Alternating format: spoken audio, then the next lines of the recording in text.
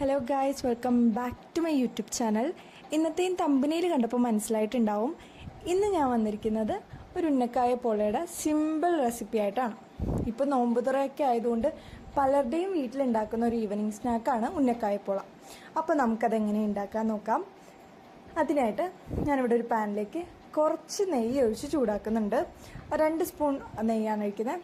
നെയ്യൊന്ന് ചൂടായി വരുമ്പോഴത്തേക്കും അതിലേക്ക് കശുവണ്ടിയും മുന്തിരിയും ഉണക്കമുന്തിരിയും കൂടി ചേർത്ത് നന്നായിട്ടൊന്ന് റോസ്റ്റ് ചെയ്ത് മാറ്റും.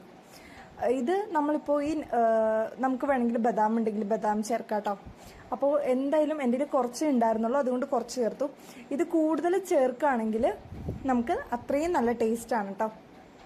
പിന്നെ നമ്മൾ ആദ്യം നമ്മുടെ കശുവണ്ടി വേണം, കാഷ്യൂ നട്ട്സ് വേണം നെയ്യിലിടാനായിട്ട്. കാര്യം ഈ റൈസിൻസ് ഉണക്കമുന്തിരി ഇടുമ്പോഴത്തേക്കും പെട്ടെന്ന് അത് ബോള് പോലെ ആകും.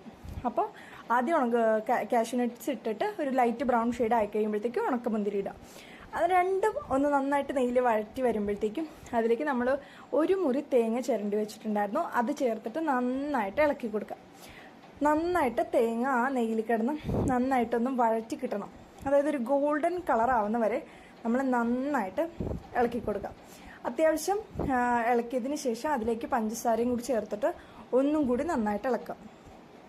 പഞ്ചസാര അധികം വേണമെന്നില്ല, ഓരോരുത്തരുടെയും മധുരത്തിൻ്റെ പ്രിഫറൻസ് അനുസരിച്ച് മധുരം കൂട്ടുകയും കുറയ്ക്കുകയും ചെയ്യാം. ഞാനിവിടെ ആകെ ഒരു 1.5 സ്പൂണാണ് എടുത്തിട്ടുള്ളത്. അത് കഴിഞ്ഞിട്ട് ഒരു 3 ഏലക്കപ്പൊടി ഉള്ളവർ ഏലക്കപ്പൊടി ചേർക്കാം. ഞാനിവിടെ ഒരു 3 ഏലക്കയാണ്, 3 ഏലക്ക പൊട്ടിച്ചതാണ് ചേർത്ത് കൊടുത്തിരിക്കുന്നത്. എന്നിട്ട് കുറച്ച് നേരം കൂടി നന്നായിട്ട് ഇളക്കി കഴിഞ്ഞ് ഈ ഒരു കളർ കിട്ടിക്കഴിയുമ്പോഴത്തേക്കും നമുക്ക് ഫ്ലെയിമൊക്കെ ഓഫ് ചെയ്ത് മാറ്റാം. അപ്പോൾ ഇതാണ് നമ്മുടെ ഫില്ലിങ് വരുന്നത്. ഇനി നമുക്ക് ബാറ്റർ ഉണ്ടാക്കണം.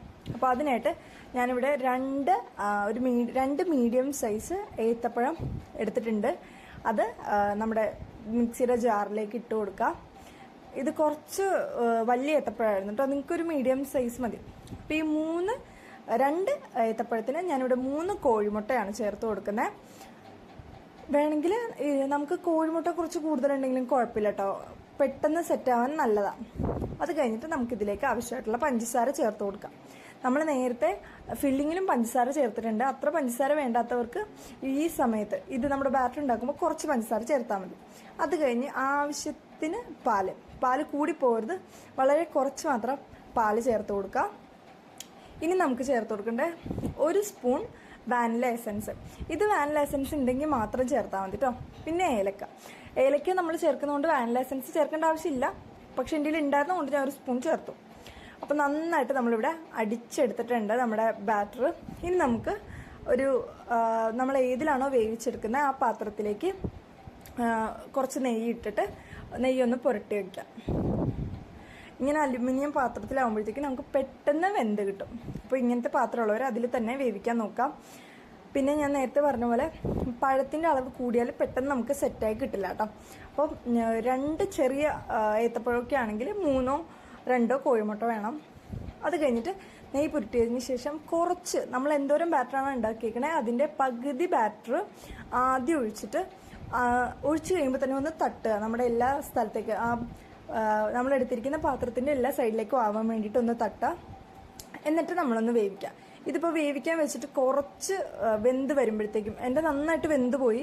നമ്മൾ കുറച്ച് വേവ് വരുമ്പോഴത്തേക്കും നമുക്ക് അതിൻ്റെ പുറമെ ഫില്ലിങ് വെച്ച് കൊടുക്കണം കേട്ടോ. എൻ്റെ കുറച്ച് കൂടുതൽ വെന്ത് പോയപ്പോഴത്തേക്കും പെട്ടെന്ന് വെന്ത് പോയി, ഞാൻ ഓർത്തില്ല. അപ്പോഴത്തേക്കും കുറച്ച് വെന്ത് വരുമ്പോഴത്തേക്കും ഇത്രയും വേണ്ട, കുറച്ച് വെന്ത് വന്ന് കഴിയുമ്പോഴത്തേക്കും നമുക്ക് ഈ ഫില്ലിങ് നമ്മൾ നേരത്തെ ഉണ്ടാക്കി വെച്ച ഫില്ലിങ് ആദ്യം ചേർത്ത് കൊടുക്കാം. ഈ ഫില്ലിങ്സിലേക്ക് നിങ്ങൾക്ക് ഇനി വേറെ നട്ട്സ് വേറെ എന്തെങ്കിലും വീട്ടിലുണ്ടെങ്കിൽ അതും ചേർത്ത് കൊടുക്കാം കേട്ടോ. ഇപ്പം ഞാൻ അണ്ടിപ്പരിപ്പും തേങ്ങയും മുന്തിരി മാത്രമേ ചേർത്ത് കൊടുക്കുന്നുള്ളൂ. അതെല്ലാം ചേർത്ത് കൊടുത്തതിന് ശേഷം നമ്മൾ പകുതി ബാറ്റർ മാത്രമാണ് ആദ്യം ഒഴിച്ച് വേവിച്ചത്. അപ്പോൾ നമുക്ക് ബാക്കിയുള്ള ബാറ്റർ ഇതിൻ്റെ പുറമേ ഒഴിച്ചു കൊടുക്കണം. അപ്പോൾ ഞാൻ നേരത്തെ പറഞ്ഞ പോലെ ഇത്രയും വെന്തിട്ടല്ല നമ്മൾ ബാക്കി ബാറ്റർ ഒഴിച്ച് കൊടുക്കണ്ടേ, കുറച്ച് വേവുമ്പോൾ തന്നെ ഒഴിച്ച് കൊടുക്കണമായിരുന്നു. അതെൻ്റെ ഒരു മിസ്റ്റേക്കാണ്. നന്നായിട്ട് വെന്തുപോയി, ആദ്യം തന്നെ പെട്ടെന്ന് വെന്തുപോയി. അത് കഴിഞ്ഞിട്ട് ഇതുപോലെ ആദ്യം സൈഡ് ഫില്ല് ചെയ്തതിന് ശേഷം ഇതിൻ്റെ പുറമെ നമ്മുടെ ബാറ്റർ ഫില്ല് ചെയ്ത് തട്ടാൻ പറ്റുമെങ്കിൽ, നമ്മൾ ഫ്ലെയിമിലാണ് ഇരിക്കുന്നത്, തട്ടാൻ പറ്റുമെങ്കിൽ ഒന്ന് തട്ടുക. എന്നിട്ട് ഫുൾ ഫില്ല് ചെയ്തതിന് ശേഷം നമ്മൾ ഒന്നും കൂടി വേവിക്കാൻ വെക്കുക. ഇതും കൂടി ഒഴിച്ച് കഴിയുമ്പോൾ കട്ടി കൂടുന്നതുകൊണ്ട് കുറച്ച് ടൈമും കൂടി എടുക്കും നന്നായിട്ട് വെന്ത് വരാനായിട്ട്. കുറച്ച് നേരം ഒരു 20 മിനിറ്റ്സ് ഒക്കെ കഴിയുമ്പോഴത്തേക്കും നമ്മുടെ ഉന്നക്കായ പോള റെഡി ആയിട്ടുണ്ടാവും.